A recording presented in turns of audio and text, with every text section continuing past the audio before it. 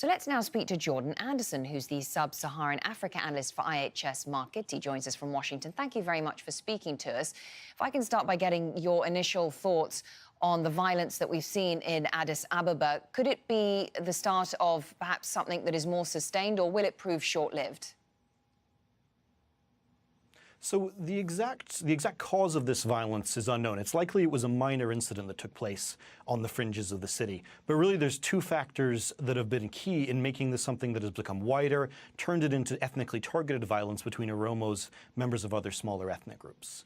The first one, as you noted, is the return of the OLF, that's the Oromo Liberation Front leadership, to Addis Ababa this weekend, and a number of smaller confrontations and provocations between their supporters and detractors in the city. But more widely, there's feelings of empowerment and fear within Ethiopia that are driving this violence. Empowerment, particularly among the Oromo activist youth, the Kiro, and other activists in Oromia, who played a decisive role in changing the Prime Minister in the country earlier this year. And the fear is among a lot of non-Oromo in Ethiopia, who are worrying that Oromo are now going to dominate the new government that's come in. And this fear is particularly felt in Addis Ababa, which is surrounded by Oromia and which a number of Oromo activists lay claim to.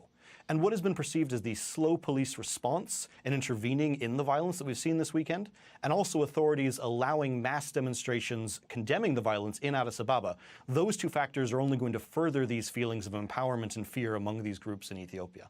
So this is very much a continuation of historical rivalries in the country among ethnic groups. Is it likely to get worse before it gets better? Well, the violence is likely to continue all along these lines. A key date that's going to come up is there's been an announcement today that the EPRDF, the ruling coalition in Ethiopia, is going to hold a Congress in early October. And that's going to be a key opportunity for detractors of the Prime Minister within the ruling coalition to voice their discontent with how he's leading the country, how he's handling these problems. So the time between now and then is going to be key for how we see the government actually addressing these issues. And what's particularly worrying is that the response we've seen so far out of the government has been to condemn the violence as the work of either armed criminals or of individuals who have been hired and paid to disrupt the reform process and disrupt the program of Abiy Ahmed. The problem is that this rhetoric is almost identical to what we saw coming out of the previous Ethiopian government when it was denouncing the very protests that helped bring Abiy Ahmed to power over the past 3 years. So this rhetoric out of the government is unlikely to be any more effective now than it was then.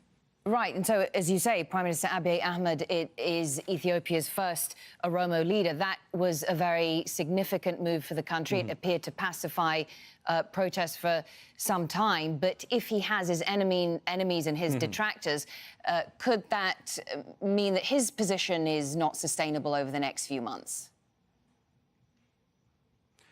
The sustainability of his position is very much going to come down to how he addresses this violence, some of the wider ethnic violence that you've mentioned in Ethiopia, some of the violence that also takes place along the border region between Oromia and the Somali region.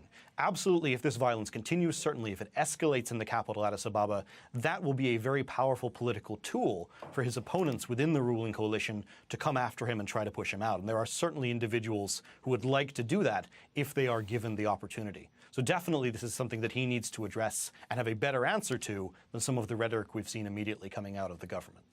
Jordan Anderson, thank you very much for sharing your thoughts with us. Appreciate it. Sub-Saharan Africa analyst for IHS Markit.